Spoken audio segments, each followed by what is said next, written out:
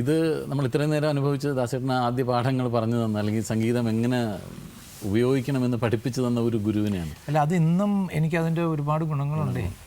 എന്നാൽ ഇനി നമുക്ക് അടുത്ത് വരാൻ പോകുന്നത് ദാസേട്ടൻ്റെ പാട്ടുകൾ കേട്ട് വളർന്ന് ദാസേട്ടൻ്റെ പാട്ട് കേൾക്കാൻ കൊതിച്ച് ദാസേട്ടനെ കൊണ്ട് പാട്ട് പാടിക്കാൻ കഴിഞ്ഞ ഒരു മ്യൂസിക് ഡയറക്ടറാണ്. ഇത്ര നേരം സ്വാമി വന്നിരുന്ന് ദാസേട്ടൻ പാട്ട് പറഞ്ഞു കൊടുക്കുന്ന രീതികളും ദാസേട്ടൻ പഠിക്കുന്ന ദാസേട്ടൻ പാടുന്നതിനെ പറ്റിയൊക്കെ പറയായിരുന്നു. അപ്പോൾ ഞാൻ ചോദിച്ചു, ഏത് പാട്ടാണ് ദാസേട്ടൻ ഏറ്റവും നന്നായിട്ട് പാടിയിട്ടുള്ളത്? എല്ലാ പാട്ടും, അങ്ങനെ ഒരു വേർതിരിവും സ്വാമിക്ക് കാണാൻ പറ്റുന്നില്ല എന്നാണ് പറഞ്ഞത്. കുട്ടൻ ശരിക്ക് ദാസേട്ടൻ്റെ പാട്ടുകൾ കേട്ടു തുടങ്ങുന്നത് എന്നാണ് ഓർമ്മയുണ്ട്? ദാസേട്ടൻ്റെ ഒരു പാട്ട് ആദ്യം കേൾക്കുന്നത് എന്നാണെന്ന് ഓർമ്മയുണ്ട്? ദാസാറിൻ്റെ പാട്ട് എന്ന് പറയുന്നത് നമ്മുടെ രക്തത്തിൽ അലിഞ്ഞ ഒരു കേരളീയന് ദാസാറിൻ്റെ പാട്ട് കേട്ടിട്ടില്ല എന്നോ അല്ലെങ്കിൽ അത് അദ്ദേഹത്തിൻ്റെ രക്തത്തിൽ അലിഞ്ഞിട്ടില്ല എന്ന് പറയാൻ പറ്റില്ല. എന്നെ സംബന്ധിച്ചിടത്തോളം ഞാൻ കേട്ടതും ഞാൻ ആഗ്രഹിച്ചതും ഞാൻ ആഗ്രഹിക്കുന്നതും അദ്ദേഹത്തിൻ്റെ ശബ്ദം എന്ന് പറയുന്നത് എനിക്ക് തോന്നുന്നത് നമ്മുടെ ലൈഫിൽ വേൾഡിൽ ഒരുപാട് മിസ്റ്ററീസ് ഉണ്ട്, ഒരുപാട് വണ്ടേഴ്സ് ഉണ്ട്. അതിലൊന്നാണ് ഈ ഹ്യൂമൻ വോയിസ് എന്നുള്ളത്. The greatest voice I have ever heard എന്ന് പറഞ്ഞത് ദാസാറിനെയാണ്. അത് പ്രത്യേകിച്ചും റെക്കോർഡിങ്ങിന് പ്രത്യേകിച്ചും ഞാൻ പലപ്പോഴും നോക്കിയിട്ടുണ്ട്, ഈ ബേസിലുള്ള സബ് വൂഫർ നമ്മുടെ സ്പീക്കറിൻ്റെ അതിങ്ങനെ റിവേർബറേറ്റ് ചെയ്യും. സാർ ചുമ്മാ ഒരു സാ പാടുന്നു. അപ്പോൾ അതിനുശേഷം ഞാൻ പോയി മൈക്കിൽ റെക്കോർഡ് ചെയ്ത് നോക്കാറുണ്ട്. ഞാൻ പാടുമ്പോൾ എങ്ങനെ റിവേർബറേറ്റ് ചെയ്യുന്നത്, അത് റിവേർബറേറ്റ് അനക്കില്ല. അപ്പോൾ അത്തരത്തിൽ എനിക്ക് പറയാം, ദാസാറിൻ്റെ സംഗീതം ഞാൻ ഉദ്ദേശിക്കുന്നത് ഫിലിം മ്യൂസിക് മാത്രമല്ല. അദ്ദേഹം വളരെ ഡെഡിക്കേറ്റഡ് ആയിട്ട് അദ്ദേഹം എത്രയോ ഡെക്കേഡ്സ് ആയിട്ട് സാധന ചെയ്യുന്ന ക്ലാസിക്കൽ മ്യൂസിക് ഉൾപ്പെടെ അത് എല്ലാം എൻ്റെ രക്തത്തിൽ ഓടുന്ന പോലെയാണ്. ആദ്യം ദാസേട്ടൻ കൊണ്ട് പാടിച്ച പാട്ട് ഏതായിരുന്നു? അത് രജപുത്രൻ എന്നുള്ളൊരു സിനിമയിലാണ്. പക്ഷേ അത് അൺഫോർച്ചുനേറ്റ്ലി ആ പാട്ട് സിനിമയിലുണ്ടായില്ല. അതെനിക്ക് വലിയ വിഷമം ഉണ്ടാക്കിയ ഒരു കാര്യമാണ്. പക്ഷേ ഒരു കേരളീയനായിട്ട് ജനിക്കാനും ഈ കാലഘട്ടത്തിൽ ദാസാർ ജീവിക്കുന്ന കാലഘട്ടത്തിൽ ഒരു കേരളീയനായിട്ട് ജനിക്കാനും ദാസാറിൻ്റെ പാട്ട് കേട്ട് വളരാനും പിന്നെ ആ മേഖലയിൽ ജോലി ചെയ്യാനും അദ്ദേഹത്തിൻ്റെ കൂടെ ഒന്ന് നിൽക്കാനും ഇപ്പോൾ ഇവിടെ ഇരിക്കാനും കഴിയുന്നതെന്ന് പറഞ്ഞു കഴിഞ്ഞാൽ എന്നെ സംബന്ധിച്ചുള്ളൊരു സ്വപ്നം പോലെയാണ്. അത് പണ്ട് കോഴിക്കോട് നമ്മുടെ ബാബുക്കയുടെ സ്മരണയ്ക്ക് വേണ്ടിയുള്ള സംഗീത സംഗമം നടന്നപ്പോൾ ഞാനൊക്കെ ഒന്ന് പാടുന്നുണ്ടായിരുന്നു. അപ്പോൾ ദാസേട്ടനൊക്കെ ഇങ്ങനെ സ്റ്റേജിലുണ്ട്. അപ്പോൾ ഞാൻ ചിത്രയുടെ അടുത്ത് പറഞ്ഞു, ഇങ്ങനെ നിന്നിട്ട് ഭയങ്കരമായിട്ടൊരു ടെൻഷൻ തോന്നണം, ദാസേട്ടൻ കേൾക്കുമല്ലോ നമ്മുടെ പാട്ട്, അതാണ് എൻ്റെ ഏറ്റവും വലിയ ടെൻഷൻ എന്ന് പറയുമ്പോൾ കോഴിക്കോട്.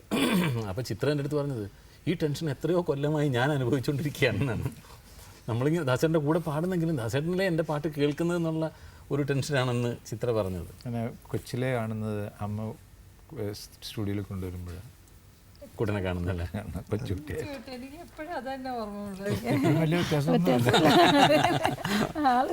ഞങ്ങൾക്കിപ്പോഴും ആ കുഞ്ഞു തന്നെയാണ്. ഇന്നലെ ഞാനൊരു പാട്ട് പാടി, അതിനെപ്പറ്റി ഞങ്ങൾ പറയുന്നില്ല, ഇപ്പോൾ ഇതിനെ ഇരുത്തിക്കൊണ്ട് പറയല്ല, സത്യമായിട്ട് ഉണ്ടാക്കിയിട്ടുണ്ട്. എനിക്ക് ഹൃദയം തുറന്ന് പാടാനും എനിക്ക് ഉൾക്കൊണ്ട് പാടാനും ഒത്തു. ആ ഒരു പാട്ടായിരിക്കും അടുത്ത് ഇപ്പോൾ ഈ 3 ദിവസം മുൻപ് പാടിയ പാട്ടാണ്. അപ്പോൾ നമ്മൾ തന്നെ ഞങ്ങളൊക്കെ പാടുമ്പോഴൊക്കെ ഉണ്ട് അരപ്പിരിയളകിയത് ആർക്കാണ്, ഇതൊക്കെ പാടിയിട്ടുണ്ടില്ല. പരിപ്പുവട പക്കുവടൊക്കെ അതിനൊക്കെ അത് കഴിഞ്ഞൊരു 1000 പാസരം പാടുമ്പോഴുള്ള ഗുണം ഇപ്പം അതൊന്നുമില്ല. തുടങ്ങിയത് മുതൽ കൊണ്ട് മരിക്കുന്നവരെ ഈ സാധനം തന്നെ ആങ്കിം എന്ന് പറഞ്ഞിട്ട് ഇപ്പോൾ സ്വാമി പറഞ്ഞില്ലേ, വിരൽ ഉണ്ടി പോലെ ദക്ഷിണാമൃതസ്വാമിയുടെയും ദേവരാജ മാഷൊക്കെ പറഞ്ഞു തന്നതിന് ശേഷം അതിൽ നിന്ന് ഞാനത് ഓരോ ദിവസവും അതിനെപ്പറ്റി അറിയുകയും അതിനെപ്പറ്റി ഉൾക്കൊണ്ടുകൊണ്ട് അത് പാടാനൊക്കെ ഒന്നാണ്. അല്ലാണ്ട് ഇത് ഒറ്റ ദിവസം കൊണ്ട് ഇങ്ങനെ പാടി ഒന്നും ആർക്കും ഒക്കില്ല. അത് ആ എക്സ്പീരിയൻസ്, അത് എവിടെ കൊടുക്കണം, എവിടെ കുറയ്ക്കണം. പാരിജാതം പാരിജാതം അങ്ങനെയും പാടാം.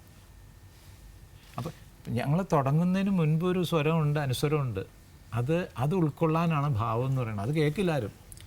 ഈ പാരിജാതം തുടങ്ങുന്നതിന് മുൻപ് ഒരു സ്വരമുണ്ട്, അതാരെങ്കിലും കേൾക്കുമോ? ഒരു ടി വിയിലും കേൾക്കില്ല, ഒരു റെക്കോർഡ് ചെയ്യുന്നതിലും കേൾക്കില്ല, ഒന്നിലും കേൾക്കില്ല. പക്ഷേ അത് ഉള്ളിൽ തുടങ്ങിക്കഴിഞ്ഞു. ആ പാ ഉണ്ടോ, കേട്ടോ? അതിന് മുൻപുള്ളതെല്ലാം കേട്ടോ? അല്ല പാ ഉണ്ടോ? അതിന് മുൻപ് ഒരു സാധനം തുടങ്ങിക്കഴിഞ്ഞ അകത്തുനിന്ന് അത് വന്നാലേ ഇത് വേറെ. അതിന് ശ്രമിക്കാനുള്ള സമയം ഇവർക്ക് കൊടുക്കുന്നില്ല കുട്ടികൾക്ക്.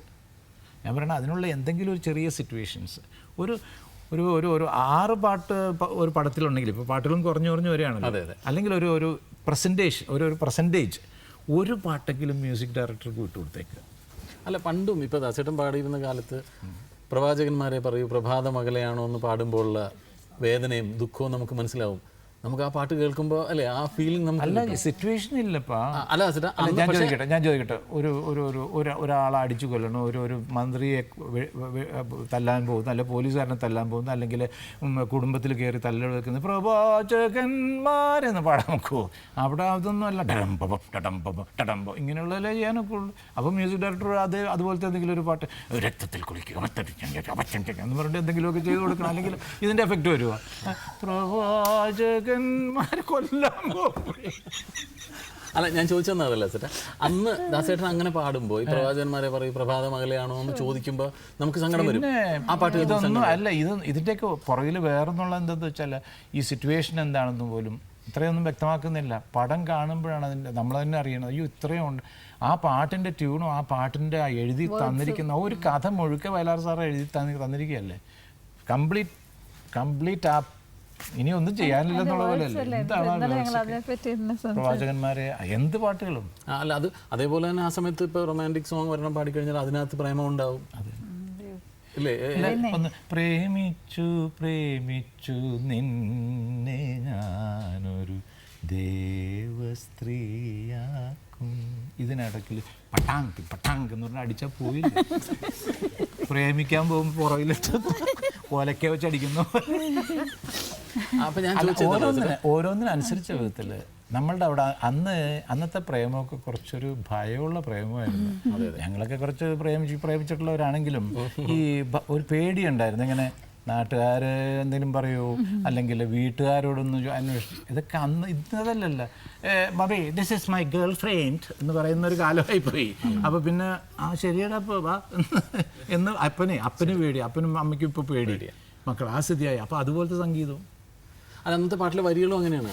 അടക്കുവാൻ നോക്കി ഞാൻ ഹൃദയ വിഭജികയിൽ അടിക്കടി തുളുമ്പും ഈ പ്രണയഗാനം എന്നാണ്. ഇന്ന് അടക്കുവാൻ നോക്കലാണ്, ഇന്നതില്ല.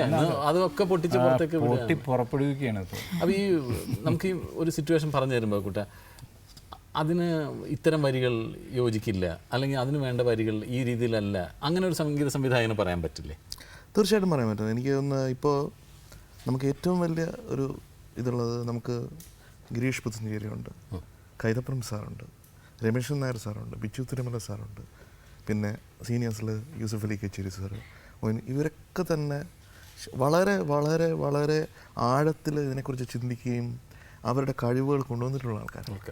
അപ്പോൾ തീർച്ചയായിട്ടും അവരോട് ഞാൻ വർക്ക് ചെയ്തിട്ടുള്ള പ്രത്യേകിച്ചും ഗിരീഷ് ഏട്ടനോടും ഇപ്പോൾ നമ്മൾ വർക്ക് ചെയ്യുന്ന ഗിരീഷ് ഏട്ടനോടും കൈതപ്രം സാറിനോടും ഒരു ബുദ്ധിമുട്ടുമില്ല. ഇത് മാറ്റണം എന്ന് പറഞ്ഞാൽ തീർച്ചയായിട്ടും മാറ്റി തരാറുണ്ട്. അല്ല, ബേസിക് സ്റ്റോറി ലൈനുമായിട്ട് ആർട്ടിഫിഷ്യൽ അല്ലാതെ വരുന്ന വളരെ ഇഴുകിച്ചേരുന്ന സിറ്റുവേഷൻസ് വരുമ്പോൾ ആ പാട്ടുകൾ ഇപ്പോൾ ഫോർ എക്സാമ്പിൾ സ്റ്റോറി ലൈനുമായിട്ട് ആ സ്റ്റോറിയായിട്ട് ബന്ധപ്പെട്ട് അതിനോട് പോയതുകൊണ്ട് എല്ലാവരും ഇഷ്ടപ്പെടുകയും ചെയ്തല്ലോ. എല്ലാം സംഭവിക്കുന്നതാണ് ചേട്ടാ, ഒന്നും ആരും മനഃപൂർവ്വം ഉണ്ടാക്കിയെടുക്കുന്നില്ല. ഈ ഹിറ്റുകൾ പോലും അല്ലെങ്കിൽ നമ്മൾ ഉദ്ദേശിച്ച ഈ മനസ്സമേന പോലും നന്നായി എന്തൊക്കെയായാലും സംഭവിച്ചതാണ്. ജയന്റെ ഒരു പാട്ടില്ലേ, ഓ സൈനബ, അതിന്റെ ഒരു ഇതില്ലേ. പിന്നെ ശുദ്ധമായ നല്ല പാട്ടാണ്. എനിക്ക് ഇഷ്ടമുള്ള പാട്ടാണ്. ഈ സ്റ്റേജിൽ പാടിയാലും നല്ല. അതിലൊക്കെ നമ്മൾക്ക് ചില കോൺട്രിബ്യൂഷൻസ് ഒക്കെ ചെയ്യാനൊക്കെ ഒത്തു. അതിനുള്ള സ്പേസൊക്കെ കൂട്ടൻ ഉണ്ടാക്കി തന്നു. അവിടെയൊക്കെയാണ് അതിൻ്റെ ഇത്. ഇപ്പം ഞാൻ നേരത്തെ ചോദിച്ചു വന്നത്, ഇപ്പം ഞങ്ങൾ അഭിനയിക്കുന്ന സമയത്ത് ഒരു മോശം സീൻ കിട്ടിയാൽ ഒരുപാട് വിഷമിക്കും. അത് എങ്ങനെ ഈ സീൻ ഫലിപ്പിക്കും, നമ്മൾ അഭിനയിച്ചത് എങ്ങനെ ചെയ്യും, എല്ലാ ആക്ടേഴ്സിനും ഉണ്ടാവാറില്ല. ഞങ്ങളെല്ലാവരും ആ വിഷമം പങ്കുവെക്കാറുണ്ട്. ദാസേട്ടൻ അങ്ങനെ തോന്നിയിട്ടില്ലേ? മോശമായ വരികൾ എഴുതി വളരെ മോശമായ രീതിയിൽ ട്യൂൺ ചെയ്ത് വരുമ്പോൾ ദാസേട്ടൻ പാടേണ്ടി വന്നിട്ടില്ല? പാടിയിട്ടുണ്ട് ഒരു പാട്ട്. പിന്നെ എനിക്ക് തീരെ ഒഴിച്ചുകൂടാൻ പറ്റാത്തതുകൊണ്ടാണ് ഞാൻ ആ പാട്ട് പാടിയത്. എൻ്റെ അമ്മായിമ്മയുടെ പേരാണ് അമ്മിണി എന്ന്. അല്ലേ പാട്ട്? എൻ്റെ ഇവളുടെ അമ്മയുടെ പേരാണ് അമ്മിണി. അപ്പോൾ അതെങ്ങനെ പാടാൻ എന്തമ്മിണി എന്നാണ് എന്തോ ഒരു പാട്ട്. അത് കയറി അങ്ങ് ഹിറ്റായ പാട്ട്. പണ്ട് പാടിയ പാട്ടാണ് അവർ ഒരു ഭരണി സ്റ്റുഡിയോയിൽ വെച്ച്. ഓ അമ്മിണിന്ന് എന്താണ് പറയുക, ഇതുപോലെ തന്നെ ഓ അമ്മിണിന്ന് എന്നൊക്കെ പറഞ്ഞുകൊണ്ടൊരു പാട്ട്. അത് കഷ്ടിച്ച് പിടിച്ച് കടിച്ച് പിടിച്ച് പാടി കൊടുത്ത് അതൊന്ന് കയറി ഹിറ്റായില്ലേ.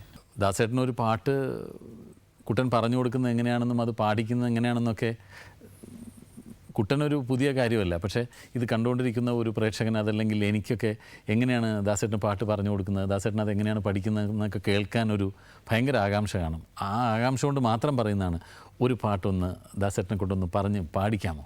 ഇന്നലെ എൻ്റെ നെഞ്ചിലെ കുഞ്ഞു മൺവിളക്കൂതിയില്ലേ, ഇന്നലെ എൻ്റെ നെഞ്ചിലെ കുഞ്ഞു മൺവിളക്കൂതിയില്ലേ, കാറ്റൻ മൺവിളക്കൂതിയില്ലേ, കാറ്റൻ മൺവിളക്കൂതിയില്ലേ. ഇപ്പം ഞാൻ പാട്ട് പഠിക്കുകയാണ് കേട്ടോ.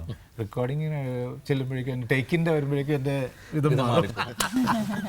ഇപ്പം ഞാൻ പാട്ട് പഠിക്കുകയല്ലേ, അപ്പോൾ പാട്ട് പഠിക്കുമ്പോൾ എനിക്കറിയാം എവിടെയൊക്കെ കൊണ്ടുപോയി എവിടെ എടുക്കണമെന്നുള്ള. അപ്പോൾ അപ്പോൾ അതേ ഭാവം അത്രയും ഭാവം എൻ്റെ കയ്യിൽ കൊണ്ടുവന്ന് കാണിക്കുന്നുണ്ട്. ഇപ്പോൾ ജയനല്ലേ, എനിക്ക് തോന്നുന്നത് ദാസാറിന് അറിയാം എവിടെ ഭാവം ഏത് രീതിയിൽ കൊടുക്കണം. നമ്മൾ അനാവശ്യമായിട്ട് അവിടെ എങ്ങനെ ചെയ്യും ഇവിടെ എങ്ങനെ ചെയ്യും എന്ന് പറയേണ്ട കാര്യമേ ഇല്ല. പിന്നെ ഒരു കാര്യം ഞാൻ എപ്പോഴും പാട്ട് പഠിക്കുന്ന സമയത്ത്, ഇപ്പം ഞാൻ അവിടെ ചെന്ന് കഴിഞ്ഞാൽ ഇപ്പോഴും എങ്ങനെയാണെന്ന് വെച്ചാൽ കുട്ടൻ പാടിയിട്ടുണ്ടാവും. കുട്ടൻ പാടിക്കുന്നത് അതങ്ങനെ ഞാൻ നൊട്ടേഷനൊക്കെ എഴുതിയിട്ട് അതിലെന്തെങ്കിലും വ്യത്യാസം വരുന്നതിന് അപ്പോഴും പറയും. സാധാരണ വേറെ ചില ആളുകളുണ്ട്, ഇപ്പോൾ രവി ആണെങ്കിൽ പാടിത്തരും. അപ്പോഴാണെങ്കിൽ ആ സമയത്ത് ഞാൻ ആരും ഇരുത്തില്ല. കാരണം ഞാൻ അപ്പോൾ പറയുന്ന വാക്കിതാണ്. ഞാനും എൻ്റെ ഭാര്യയും കൂടി ബെഡ്റൂമിൽ ഇരിക്കുന്ന പോലെ അതിനടുത്ത് ആരും കയറാൻ പാടില്ല. ഒരു ക്രിയേഷനാണ്. ആ ക്രിയേഷൻ ആരും കാണേണ്ട ആവശ്യമൊന്നുമില്ല. അത് ചിലപ്പോൾ ഞങ്ങൾ ഡിസ്കസ് ചെയ്യും. രവിയോട് പറയും, അല്ലെങ്കിൽ കുട്ടനോട് പറയും, ഇങ്ങനെ മാറ്റാം.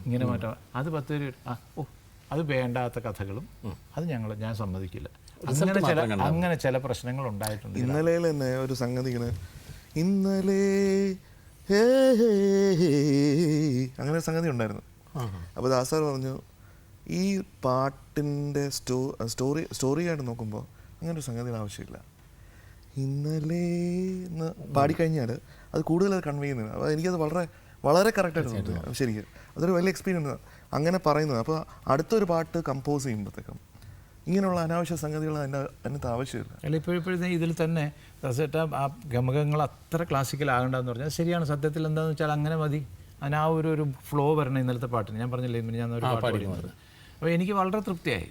എന്താണെന്ന് വെച്ചാൽ ഇതിങ്ങനെ അതിൻ്റെ composing style is very good and tune is very good. പിന്നെ കൂടെ ഒന്ന് പാടിക്കാം. ദാസേട്ടൻ അത്ര ഇഷ്ടമായിട്ട് പറഞ്ഞ പാട്ടല്ലേ. ദാസേട്ടൻ്റെ സൈനബ അടുത്ത് തന്നെ ഉണ്ട്. ഇപ്പോഴാണ് അത് പഠിക്കുന്നത്. അദ്ദേഹം തന്നെ പാടുന്നിരിക്കുന്നത്. ഞങ്ങൾ പാടിക്കോളാം. എന്നാലും ഒന്ന് പഠിക്കാം. ഇതിനകത്തൊരു രസമുണ്ട്. ഈ സൈനബ എന്ന് പറയുന്നില്ലേ, ഒരു ബാ ഉണ്ട്. അത് ചിലവർക്കൊക്കെ എന്താണ് അതിനകത്ത് എന്തോ ഉണ്ടല്ലോ എന്നുള്ളത്. ഒന്നുമില്ല ഇതിനകത്ത്. അപ്പം ഈ ഓ സൈനബ അല്ല, അവിടെയാണ് ഇതിൻ്റെ ഒരു അതിൽ ഓ സൈനബ ഒരു ബാ എന്ന് പറഞ്ഞു അതുണ്ട്. അവിടെയാണ് അതിൻ്റെ ഇത് വന്നിരിക്കുന്നത്. അത് വന്നപ്പോഴാണ് അതിനൊരു പ്രത്യേക ഇത് വന്നത്. കാരണം ഇപ്പോൾ അതേസമയം ആ പാട്ടിൽ തന്നെ ഓ സൈനബ, അതും ഓ സൈനബ അല്ല, ആ ഒരു ബ എന്ന് പറഞ്ഞിട്ട് ഒരു ചെറിയൊരു ഈ ഉറുദുവിലൊരു നൂൻ എന്ന് പറഞ്ഞിട്ടൊരു കുത്തിടും.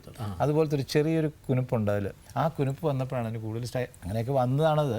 ആ പാടിക്കഴിഞ്ഞപ്പോൾ എനിക്കും തോന്നി. അത് ജയനും നോട്ട് ചെയ്ത് കാണൂല, പക്ഷെ ജയന് മൊത്തത്തിൽ അതിൻ്റെ ആവശ്യം അതേ ഉള്ളൂ. ആ ഫ്രെയിം വളരെ കറക്റ്റ്, ആ എക്സ്പ്രഷൻ വരുമ്പോഴേക്കും വി വിൽ ബി ഹാപ്പി. അപ്പോൾ ഞാനത് പിന്നെ ആലോചിച്ച് കഴിഞ്ഞപ്പോൾ ശരിയാണല്ലോ, ഇങ്ങനെ ഒരെണ്ണം ഞാൻ വെച്ചിട്ടുണ്ടല്ലോ, മധുരം ഇട്ട് കൊടുത്തു. അതെ. ഓ ഓ സൈനബ അഴകുള്ള സൈനബ.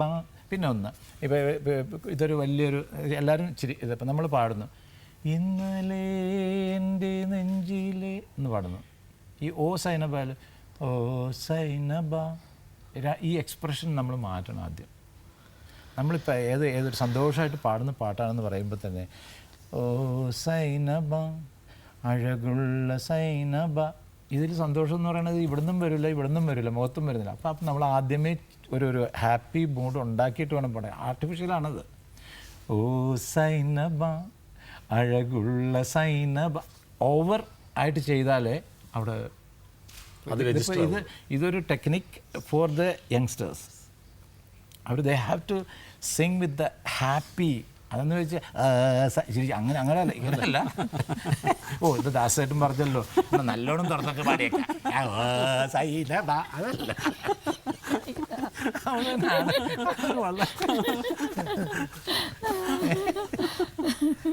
അപ്പോൾ താങ്ക് യു കുട്ട. വന്നത് വളരെ തിരക്കുന്നതാണ് കുട്ടൻ വന്നത്. റെക്കോർഡിംഗ് നടക്കുന്നതിൻ്റെ ഇടയിൽ നിന്ന് ഓടി വന്നാണ്. ദാസേട്ടനായതുകൊണ്ട് മാത്രം നമ്മളോടൊപ്പം ഈ സമാഗമത്തിൽ പങ്കെടുക്കാൻ വന്നതിന് കുട്ടന് വളരെ നന്ദി.